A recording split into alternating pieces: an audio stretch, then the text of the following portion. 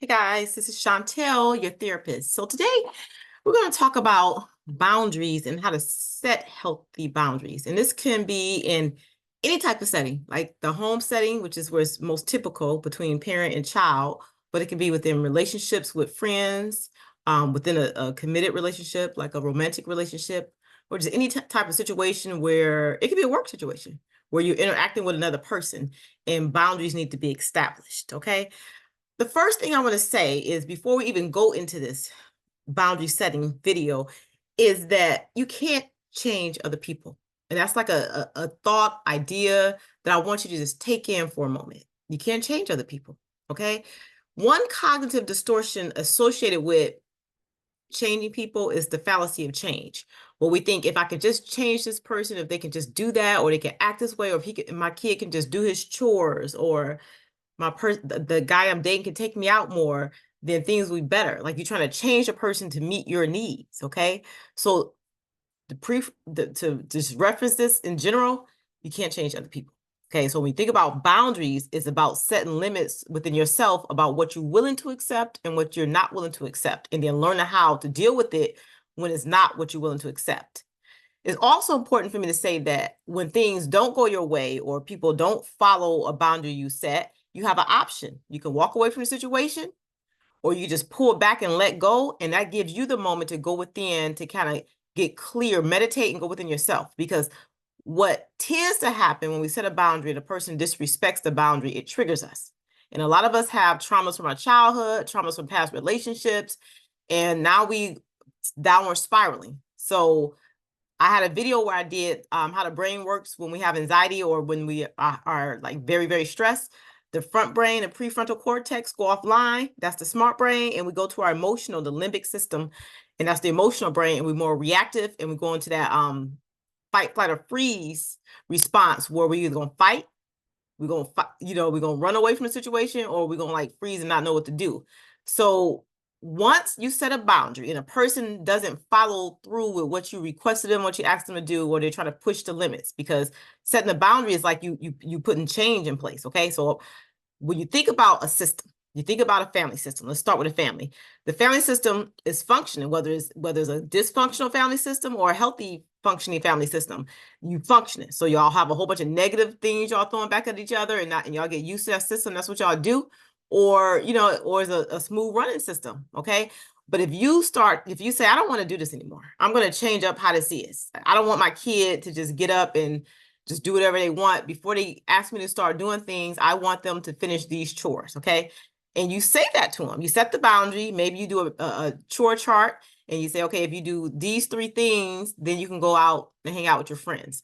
And let's say the kid doesn't do those 3 things. So they're pushing the boundaries. So whatever consequence you have in place, you would enforce that. But again, you can't control other people. The kid can be, what's the word? Not listening or pushing back against what you're saying, and they can not listen. I don't care what my mom said, I'm leaving. They leave out the house, go hang out with their friends, and didn't follow what it is they were supposed to do, the chores that they're supposed to do before they left. So a person that was trying to control that situation probably run after the kid, yelling, cursing, pull a kid back. Maybe a fight will come out, what I'm saying? Destruction of property might happen because you're trying to control it. You set a boundary, you had a request of what you wanted, and you was clear about what you didn't want to happen if this thing didn't occur. But then the other person, they pushed the limits and they still did what they wanted to do. Pull back. Okay, so now you triggered. Now you're no longer rational. You're not in your right mind. So I need you to go sit down for a minute, and I need you to get in touch with your feelings. I need you to connect your smart brain, your prefrontal cortex, with the limbic system, because right now your logic is out and you're more in your emotional state and you're just being reactive. So you can do some things later that you regret. Well, sit down. Turn some meditation music on. Take out your notebook and your pen. Write down what's going on, like why you're upset, okay? And as you start to write, allow your thoughts and feelings to expand more, to go backwards or project forward, and just get to the real reason why you're upset, because it's something that you were triggered by, okay? It's reminding you of some situation in the past, but this thing, when the person said or did this, remind me of that, and start writing. So this is you processing your trauma, okay? So even though it was an issue with boundaries and somebody disrespecting a boundary that you set, you can't control that person. That person is a whole human being that has free will, and whatever that person does, gonna be consequences later. Some people learn from, experience, or if you talk to them and say, this is what I need, this is what I want, they respect that. Other people's push the boundary, and it is, it's not necessarily a good thing, but it is what it is. So learning how to accept what it is. Okay, I had the boundary set and he disregarded it. Okay, at some point it's going to be a consequence for that person's action, but for now, keep your power. That yelling and screaming or physically fighting is only you giving your power away. Pull back. All right, so I see what he did, so let me go in here, take a break, turn my meditation music on, light some incense, or light my little aromatherapy candles and sit and just take some deep breath and meditate. I'm going to breathe in on the count of 4, hold for 1 second. I'm going to come out on the count of 8. Deep breaths, slow deep breaths from my diaphragm. I'm going to do that a few times. I'm going to get centered and I'm going to say, ooh, why does this make me mad? And just start writing. What's bothering me about this? What is this triggering within me? Is it bringing up something from my childhood? Is it bringing up something from the past? Is it like, what's making me want to just control that like it is? Is it because I really want to help in the situation, or do I feel like I was disrespected and I want to like gain my power back? So start writing and then start weighing what it is. Okay, so that's the first thing, because you got to learn how to, once you set the boundary, it's like the same thing. I don't know if a lot of you believe in God, but I do. So you believe in God and you say a prayer. Okay, you say the prayer. And then you're supposed to trust and have faith that, whatever's going to come is going to come as a result of the prayer. So I said the prayer and now I have to let it go. But at the same time, I'm going to sit and I'm going to think of other solutions about how to make something what's the word? Tangible. Like, how can I establish some goals to make this different or better for me? When you're sitting and meditating, or even possibly going to prayer, just say, what can I do right now to calm myself down? And just find something that you want to do to relax, okay? Because what I need you to understand is that when we're healing, most of us suffer from trauma, from some type of thing that happened to us in our life. But in order to heal, there has to be friction, okay?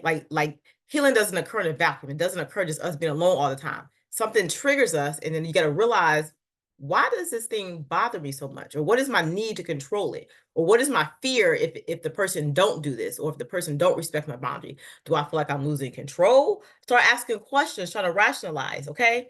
So what you're going to realize is whatever's bothering you is within you. The person outside of you are just lessons. It's something that's allowed to happen so that you can see it's still some unhealed parts within you that needs to be healed. So people aren't causing the stress, is what we allow. So, and I'm gonna give you an example. So one example I'm gonna give, I have a son, 15-year-old son, teenager, and my son's a good boy for the most part, but I have a lot on my mind at times, just dealing with different clients that I deal with. Some of the situations are heavy. So I'm processing. I'm always trying to think of ways to help my client. My mind is always going. Sometimes things weigh heavily on me. So I think my son notices that, and then he tries to be playful and joke with me all the time. And sometimes it gets on my nerves. Like, he'll come up behind me and say the same thing over again because he's trying to make me laugh. And then one time I lashed out and I said something that hurt his feelings. And when I said it, it was just automatic. It just like came out because I was so annoyed by him, and I was just trying to finish what I was doing. So I was going to the kitchen to go in my room to get a break. I was trying to walk away, but he was just being extra, like clingy, walking up beside me. And I said something to hurt his feelings. I said, that's why your girlfriend probably broke up with you, because you acted immature. And I know as soon as I said it, it was wrong. And I know it hurt his feelings. I saw it. I saw the expression on his face. And I said, oh, mommy, sorry. I didn't mean to say that. Nope. And he walked away from me. So the thing is, I realized it wasn't necessarily his actions that was making me irritated. I was already irritated. It was something on my mind. So I was trying to hurry to get something done so I could go in my room, but he was just in my space during that time. I did set a boundary. I asked him to move out of my way so I can finish doing what I'm doing and go in my room because I'm tired. He didn't listen. So I'm like, okay, so what happened? I reacted. So I apologized to him. That's all I can do. But honestly, I meant it. I meant what I said, because it's like in a way you try to teach people things. And when I said it, I didn't say it in an ugly, hostile, yelling way. I just said it. And I feel like when I said the thing, I shouldn't have said it. I regretted saying it later, but then when I thought about it, it was true. And that's something that he needs to understand and identify with. So I was thinking if I had said, just get off me and start pushing him or, being mad at him, stuff like that, it would have like took the effectiveness of that moment away. So I was trying to like, let me just ignore him, go in the room so I can get my space. So when me saying what I said, because it really just came up and came out, it made him think about it. And I really think it made him think about his interactions with people. And then so, later I can explain to him that, I did explain, I'm sorry, I didn't really mean to say it, but I did mean it, Justice, because if you act like that with me sometime, if somebody say they don't want to play around or they want you to stop joking with them, move out the way, you need to move because you violate their boundary and their space and you don't really know what they're going through mentally. You know what I'm saying? But and you probably won't get a reaction. So that was almost like a natural consequence, but it was a teaching lesson for me, for him. But what I'm saying is I was already triggered. I was already irritated, and he added to it. So it made me realize, for real, let me think about what I'm really feeling and what's going on with me. So when you get into those modes where you set a boundary with somebody and somebody don't respect what you're saying, what you asking of them, or even your space, and you can be honest about, I'm irritated with you. I actually do such and such. You didn't do it, which is fine. You can do you sometimes they grown, sometimes they not. You can act grown if you want. They're a teenager, or you will be grown. You'll understand later.